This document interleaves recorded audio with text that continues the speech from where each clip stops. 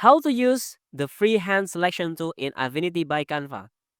If the Freehand selection tool isn't showing up in your toolbar, you need to add it manually. In vector mode, click the three dots at the bottom of the toolbars to open the Customize Tools menu. Look for the selection tools. Find Freehand selection tools and simply drag it onto the toolbar panel.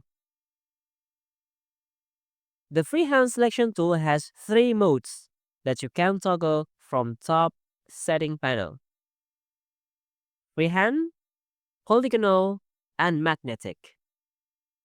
First, I'm going to try using Freehand mode.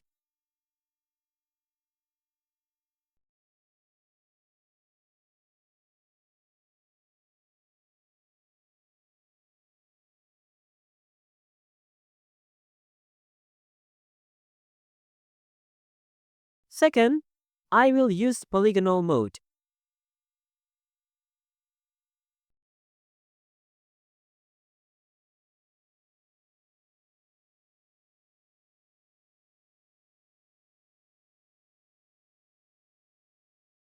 Third, I will use magnetic mode.